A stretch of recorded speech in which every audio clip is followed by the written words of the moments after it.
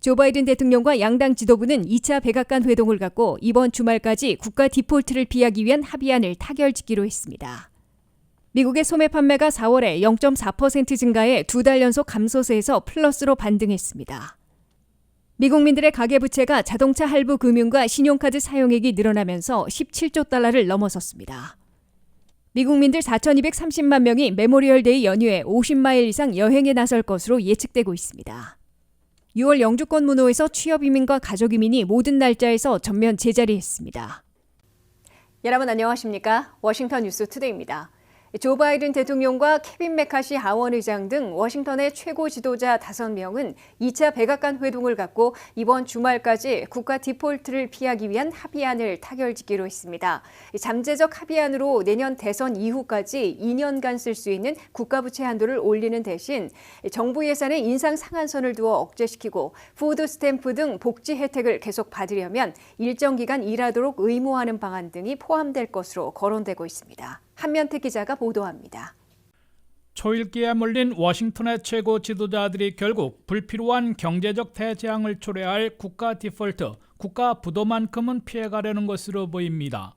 조 바이든 대통령과 케빈 메카시 하원의장 등 워싱턴의 최고 지도자들은 2차 백악관 5인 회동을 갖고 이번 주말까지 국가 디폴트를 피하기 위한 합의안을 타결짓기로 의견을 같이 했습니다.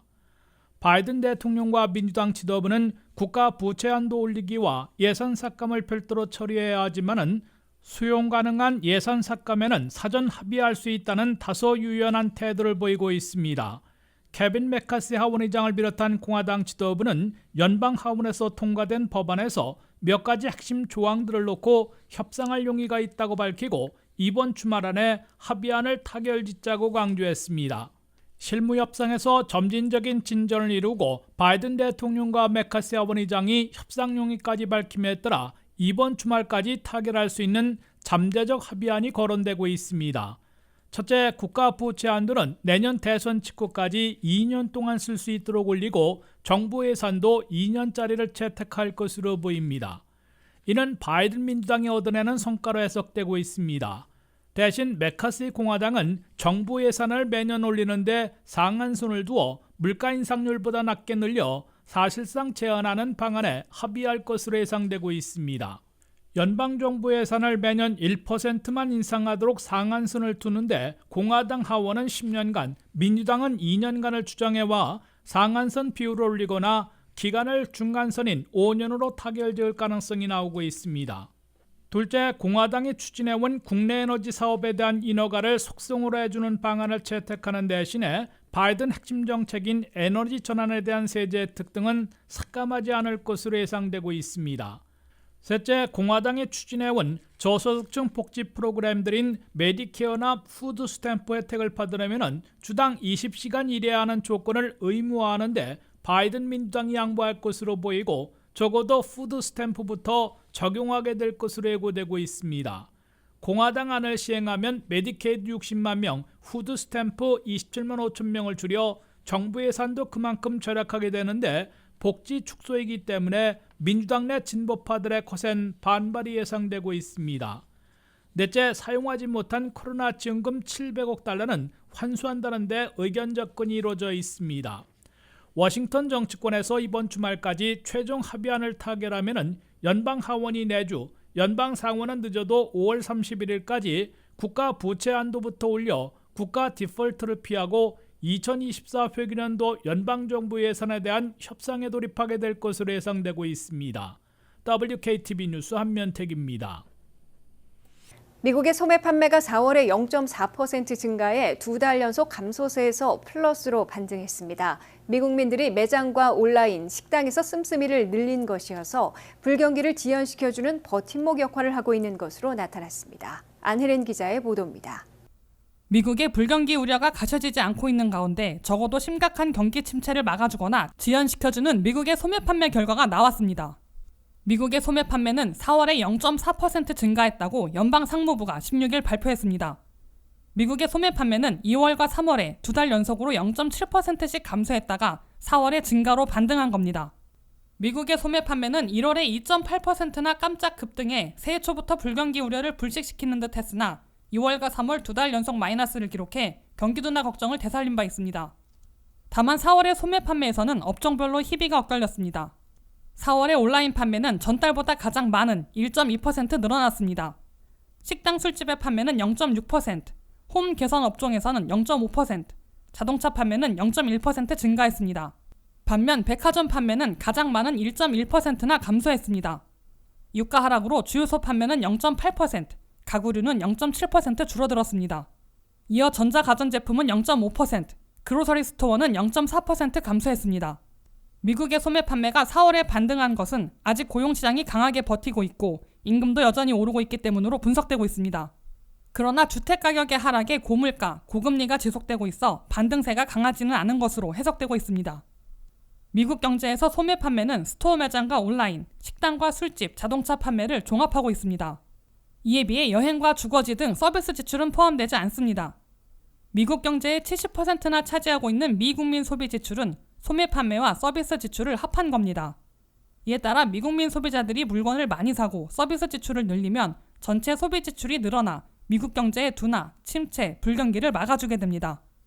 하지만 미국민 소비자들이 현재 2분기에는 고물가 고금리에다가 금융불안, 경기 침체 우려 등 악재 등이 겹치면서 씀씀이를 주저하고 있는 것으로 보여 소비 지출 위축과 경기 둔화가 시작된 것으로 관측되고 있습니다. WKTV 뉴스 안혜련입니다.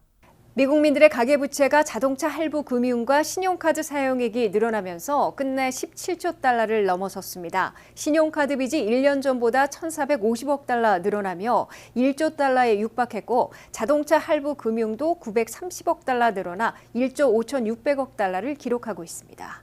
미국의 국가부채뿐만 아니라 가계부채도 늘어나 갈수록 쌍둥이 빚더미가 가중되고 있습니다. 미국의 가계부채는 올 1분기에 끝내 17조 달러를 넘어서 17조 500억 달러를 기록했다고 뉴욕 연방은행이 발표했습니다. 가계부채 총액은 전분기보다 1,480억 달러, 1년 전보다는 1조 2,050억 달러나 늘어난 것입니다. 가계부채 가운데 대부분은 역시 주택모기지로 올 1분기 현재 12조 400억 달러를 기록했습니다. 주택모기지 총액은 전분기보다 1,210억 달러, 전년보다는 8,640억 달러 늘어난 것이지만 주택시장의 냉각으로 예년보다는 증가세가 둔화됐습니다. 두 번째 규모가 큰 가계부채는 학자 융자금으로 올 1분기에 1조 6천억 달러를 기록했습니다. 이는 전분기보다 90억 달러, 1년 전보다는 140억 달러 늘어난 것으로 아직 탕감이 확정되지 못하고 있는 반면 상환 유예가 지속되고 있어 별로 증가하지 않은 것으로 해석되고 있습니다. 조 바이든 대통령이 4천만 명 이상에게 1인당 최소 10,000달러, 최대 20,000달러까지 탕감해 주려는 학자 융자금 탕감 조치는 6월 말 연방 대법원의 판결로 시행될지 무산될지 최종 판가름 나게 됩니다. 세 번째 많은 가계부채는 자동차 할부 금융으로 올 1분기 현재 1조 5,600억 달러로 뉴욕 연방은행은 집계했습니다. 이는 전분기보다 100억 달러, 전년보다는 930억 달러 늘어난 것으로 금년에는 많이 증가하는 가계부채로 꼽히고 있습니다. 네 번째는 신용카드 사용 빚인데 올 1분기 현재 9,860억 달러를 기록해 곧 1조 달러를 넘어설 것으로 보입니다. 미국민들은 고물가가 장기화되면서 지갑을 닫지는 않고 있으나 신용카드를 사용하는데 더 많이 의존하고 있는 것으로 해석되고 있습니다. 미국민들의 상당수가 신용카드로 결제하고 있어 카드 빚이 자동차 할부와 함께 많이 늘어나고 있습니다.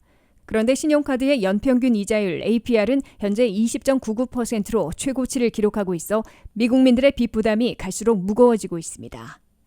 미국민들 4,230만 명이나 메모리얼데이 연휴에 50마일 이상 여행에 나설 것으로 예측되고 있습니다. 이는 지난해보다 7%, 270만 명 늘어나는 것으로 팬데믹 직전의 규모로 거의 회복하게 되는 겁니다. 안혜린 기자의 보도입니다. 오는 29일 미국의 메모리얼 데이는 한국의 현충일과 같은 추모일이지만 통상적으로 여름 여행 시즌이 시작되는 날로 간주되고 있습니다. 이번 메모리얼 데이 연휴에 미국민 4,230만 명이나 50마일 이상 여행길에 나설 것으로 AAA가 예상했습니다. 이는 지난해 3,960만 명보다 270만 명, 7% 늘어난 겁니다. 더욱이 팬데믹 직전인 2019년에 4,280만 명을 거의 회복하는 수준입니다. 4,230만 명 가운데 87.6%인 3,710만 명은 자동차를 이용한 메모리얼데이 여행객으로 분류되고 있습니다. 올해 메모리얼데이 자동차 여행객 3,710만 명은 지난해 3,500만 명보다 210만 명, 6% 늘어난 겁니다. 이번 메모리얼데이 연휴에 339만 명은 항공기를 이용한 여행객이 될 것으로 AAA는 내다봤습니다. 항공기 여행객들도 지난해 305만 명에 비해 11%나 늘어난 겁니다. 특히 항공기 여행객들 339만 명은 팬데믹 직전인 2019년에 322만 명을 넘어서는 것이어서 항공기 여행객들로부터 팬데믹 전으로 회복될 것임을 예고하고 있습니다. 이번 메모리얼데이 여행객들은 지난해에 비해 유가 하락의 혜택을 보게 될 것으로 나타났습니다. 16일 현재 미국 내 휘발유 값은 전국 평균이 갤런당 3달러 53센트를 기록하고 있습니다. 1년 전인 지난해 6월에는 최고치가 5달러 2센트까지 급등한 바 있어 올해에는 유가가 비교적 안정돼 있는 것으로 보이고 있습니다. 다만 미국 내 휘발유 가격은 지역별로 여전히 큰 격차를 보이고 있습니다.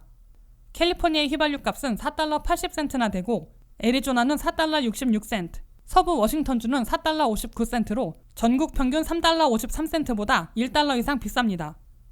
워싱턴 수도권에서도 DC는 3달러 63센트로 전국 평균보다 비싼 반면 메릴랜드는 3달러 43센트, 버지니아는 3달러 32센트를 보이고 있습니다. 이에 비해 텍사스는 3달러 8센트에 불과하고 조지아는 3달러 26센트로 남부 지역이 상대적으로 저렴한 유가를 기록하고 있습니다. WKTV 뉴스 안혜련입니다. 6월의 영주권 문호에서는 취업이민과 가족이민의 모든 순위의 날짜가 한 발자국도 움직이지 않고 전면 제자리했습니다. 취업이민과 가족이민의 모든 순위에서 최종 승인일과 접수 가능일이 전달과 똑같게 발표됐습니다. 미국 영주권 취득의 길에서 대폭 후퇴하지 않은 것을 다행으로 여겨야 할 정도로 답보 상태가 장기화되고 있습니다.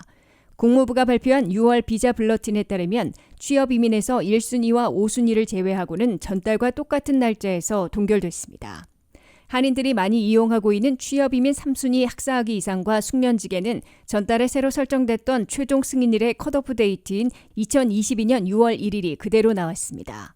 취업 3순위 숙련직의 접수 가능일도 2023년 5월 1일에서 한 발자국도 움직이지 않았습니다. 취업이민 3순위 비숙련직의 경우 최종 승인일이 2020년 1월 1일, 접수 가능일은 2020년 2월 1일로 전달과 같은 날짜에서 제자리했습니다. 또한 석사 이상 고학력자들이 신청하는 취업이민 2순위의 최종 승인일은 지난달 후퇴했던 날짜인 2022년 2월 15일, 접수 가능일은 2022년 12월 1일에서 멈췄습니다. 취업이민 4순위인 특별이민과 비성직자 종교이민에서도 최종 승인일이 2018년 9월 1일로 접수 가능일은 2018년 10월 1일로 전달과 같게 나왔습니다. 단지 박사급이 신청하는 취업이민 1순위와 5순위 투자이민만 승인일과 접수일이 계속 오픈됐습니다.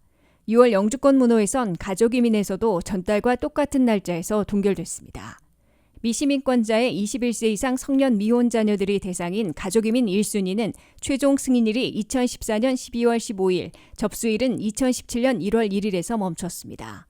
영주권자의 배우자와 미성년 자녀들이 대상인 2A 순위의 최종 승인일은 2020년 9월 8일에서 동결된 반면 접수 가능일은 가족이민에서 유일하게 계속 오픈됐습니다. 영주권자의 성년 미혼 자녀인 2순위 B는 승인일이 2015년 9월 22일에서 접수일은 2017년 1월 1일에서 멈췄습니다. 시민권자의 기혼 자녀인 3순위는 승인일이 2008년 12월 8일, 접수일은 2010년 2월 8일로 전달과 같게 나왔습니다. 시민권자의 형제자매 초청인 4순위는 승인일이 2007년 4월 8일, 접수일은 2008년 2월 1일에서 제자리했습니다. 이상으로 워싱턴 뉴스투데이를 마치겠습니다. 시청해주신 여러분 고맙습니다.